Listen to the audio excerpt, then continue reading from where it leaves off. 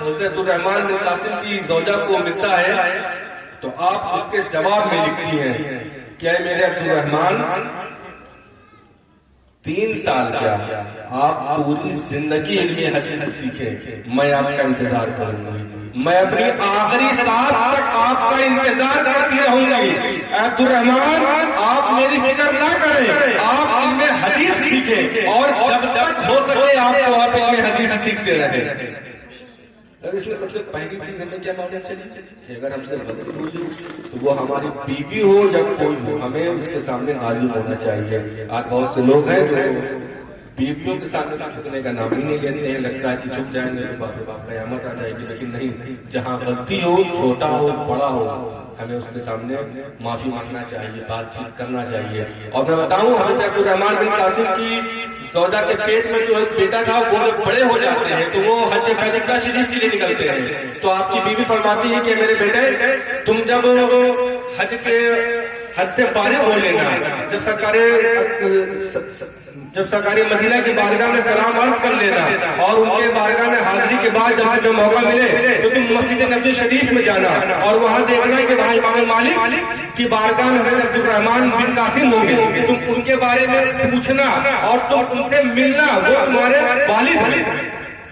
آپ کے صحابہ جب نکلتے ہیں تو اپنا حج کرتے ہیں، اس کے بعد سرکار کی بارگاہ میں حاضری کے بعد آپ مسجد نبوی شریف میں جاتے ہیں اور امام مالک کی بارگاہ میں جاتے ہیں اور ان سے ملنے کے بعد عرض کرتے ہیں کہ حضور آپ کی بارگاہ میں کہ کیا کوئی عبد الرحمان بن قاسم ہے؟ تو آپ فرماتے ہیں کہ ہاں ہاں وہ دیکھو وہ عبد الرحمان بن قاسم بیٹھ کے علم حدیث پڑھ رہے ہیں۔ آپ جاتے ہیں ان کے پاس اور ان کے کان میں دھیرے سے کہتے ہیں کہ میں آپ کی اولاد ہوں، میں آپ کا بیٹا ہوں۔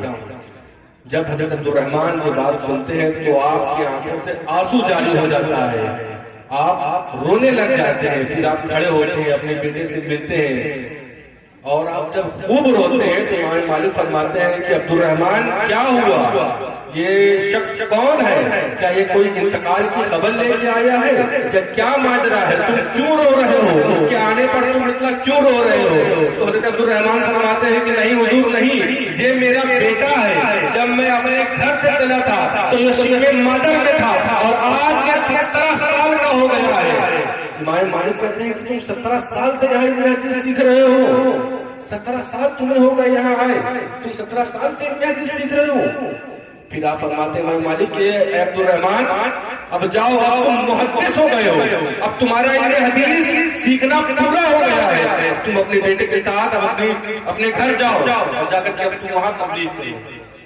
تو حضرات عمر معنی تو رکھتی نہیں ہے، تو ہم سب کو جانتے ہیں، بس ہمیں اپنے دل میں شوق پیدا کرنا چاہیے، علم کا شوق، سرکار کا شوق، سرکار مدینہ کا شوق، ہمیں محنت کرنا چاہیے، ہمیں پڑھنا چاہیے۔ درود پڑھ لیں حضرات، اللہم صلی علی شفیعنا و حبیبنا یا رسول اللہ صلی اللہ علیہ وسلم۔ ورضا بھی میں ایک آخری بات کہہ کر یہاں سے گزر جاؤں گا۔ میں بتاؤں سید عالم صلی اللہ علیہ وسلم اپنے صحابی سے فرماتے ہیں اے صحابی بتاؤ کیا تمہیں معلوم ہے کہ تم میں مخلص کون ہے، ہم میں مخلص کون ہے؟ تو آپ فرماتے ہیں کہ رسول اللہ ہمیں مخلص وہ ہے جس کے پاس پیسے نہ ہو، درہم و دینار نہ ہو۔ تو آپ فرماتے ہیں کہ نہیں میرے صحابی نہیں، ہمیں مخلص وہ شخص ہے کہ جس کے پاس نماز ہو، روزہ ہو، حج و زکات جس نے ادا کیا ہو، جس نے حج کیا ہو، جس نے خوب ساری عبادتیں کیا ہو، لیکن اس نے اپنے کسی مسلمان بھائی کو پریشان کیا ہو، اس کا مال ہڑپ لیا ہو، اس کی زمین ہڑپ لی ہو، اس کو بھرے بازار میں رسوا کیا ہو، اس کی عزت برباد کی ہو، ہم نے رسوا وہ ہے کہ نہیں؟ ایسا اپنے ہر دوسرے مسلمان بھائی کو تکلیف دیتے ہیں۔ آیا ہے کہ فَمَن يَعْمَلْ مِثْقَالَ ذَرَّةٍ شَرًّا يَرَهُ وَمَن يَعْمَلْ مِثْقَالَ ذَرَّةٍ خَيْرًا يَرَهُ، جو ذرہ برابر بھی نیکی کرے گا اس کو اس کا اجر دیا جائے گا، اور جو ذرہ برابر بدی کرے گا اس کو اس کا بھی اجر دیا جائے گا۔ تو ہمیں سوچنا چاہیے کہ ہم کیا کر رہے ہیں، کیا ہمیں صحیح کرنا ہے، کیا ہم غلط کر رہے ہیں۔ آج تو ہم اپنے ہر دوسرے مسلمان کو عام گالی دیتے رہتے ہیں۔ ابھی اسٹیج پہ بیٹھے بیٹھے علماء کرام سے پوچھی، پیچھے سے آوازیں آ رہی تھی، ہم نے وہاں سن لیا تھا، آپ نے بھی شاید سنا ہوگا۔ اتنا ہم بھول گئے کہ کیا صحیح ہے کیا غلط ہے، بے وجہ گالی دیے پڑے ہیں، گھوم رہے ہیں، آوارگردی کر رہے ہیں، کیا وجہ ہے؟ ہم مسلمان ہیں، ہمارا یہ رویہ نہ تھا، ہم نمازی تھے، ہم عبادت گزار تھے، ہم اپنے والدین کے فرما بردار تھے، اخلاق ہمارا اچھا تھا۔ میں نے شروع میں شعر پڑھا نا، اخلاق کا جلتا ہوا گھر دیکھ رہا ہوں، دیکھا نہیں جاتا مگر دیکھ رہا ہوں۔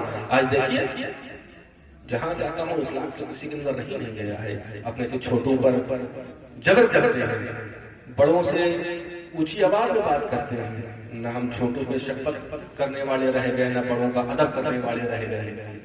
ہم کہاں جائیں گے؟ آج ہم پر تمام طرح کی مصیبتیں ہیں، ذکر تو نہیں کروں گا لیکن تمام طرح کی مصیبتیں اور ہر ایک ساتھ ہیں۔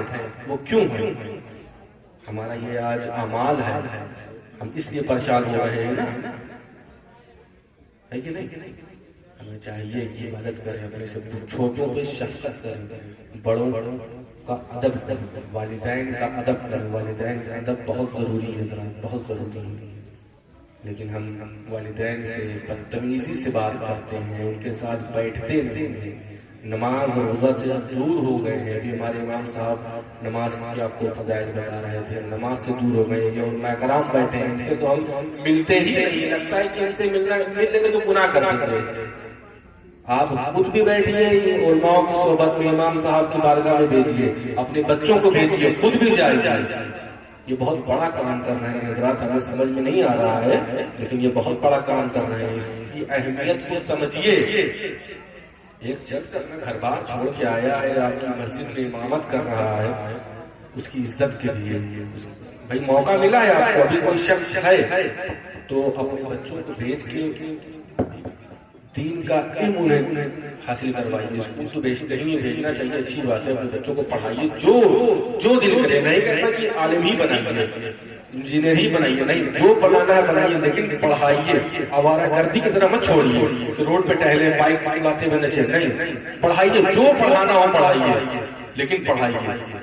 آج مسلمان میں علم نہیں رہ گیا ہے، آج مسلمان مار کھا رہے ہیں جہاں جہاں، ان کے اندر علم ختم ہو گیا ہے۔ جو ہے کچھ ہے، علم حاصل کریے، بہت ضروری ہے۔ والدین کی عزت کریے، اپنے سے بڑوں کی عزت کریے، چھوٹوں پر شفقت کریے، ٹھیک ہے؟ اور بہت سے لوگ نماز پڑھ لیتے ہیں تو سمجھتے ہیں کہ میں بہت بڑا عبادت گزار ہو گیا، میں بہت بڑا متقی ہو گیا۔ تو میں نے بتایا نا کہ ہم اپنے مسلمان بھائیوں کو پریشان کرتے ہیں، اور میں نے ایک آیت پڑھی تھی، فَمَن يَعْمَلْ مِثْقَالَ ذَرَّةٍ شَرًّا يَرَهُ وَمَن يَعْمَلْ مِثْقَالَ ذَرَّةٍ خَيْرًا يَرَهُ۔ رب العزت ارشاد فرماتا ہے کہ جو ذرہ برابر نیکی کرے گا وہ اس کا اجر پائے گا، اور جو ذرہ برابر بدی کرے گا اس کا بھی اجر فرمائے گا۔ میں بتاؤں میدان محشر میں جب لوگ کھڑے ہوں گے، ان کا حساب ہو رہا ہوگا، تو کچھ لوگ ہوں گے جو نماز والے ہوں گے، بھائی وہاں پیسہ نہیں ہوگا، یہ چیز سب کو معلوم ہے۔ بہت سے لوگ ہوں گے وہاں جن کے پاس خوب سارا علم ہوگا، تو کچھ لوگ آئیں گے اور رب کی بارگاہ میں عرض کریں گے، میرے پروردگار تو نے فرمایا تھا کہ فَمَن يَعْمَلْ مِثْقَالَ ذَرَّةٍ شَرًّا يَرَهُ وَمَن يَعْمَلْ مِثْقَالَ ذَرَّةٍ شَرًّا يَرَهُ۔ اے میرے پروردگار، اس نے مجھے یہ اذیت دی تھی، اس نے میرا یہ مال ہڑپا تھا، مجھے اس کا بدلہ دے۔ تو جانتے ہو پروردگار کیا کرے گا؟ اس کے جو اعمال تھے وہ آپ کو دے دے گا، اس کے اعمال جو تھے وہ آپ کو دے دے گا۔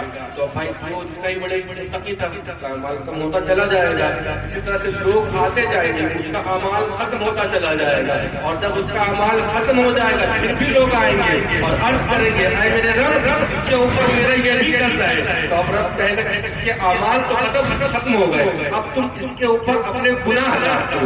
تو حضرات اس کے اوپر اس دوسرے کے گناہ لاؤ دیے جائیں گے، اس لیے میدان محشر کا خیال کرتے ہوئے اپنے بھائیوں کے ساتھ نرمی کیجیے، مسلمان بھائیوں کو پریشان نہ کیجیے، کسی کا حق مت دبائیے، اس کا جو حق ہے اس کو دیجیے۔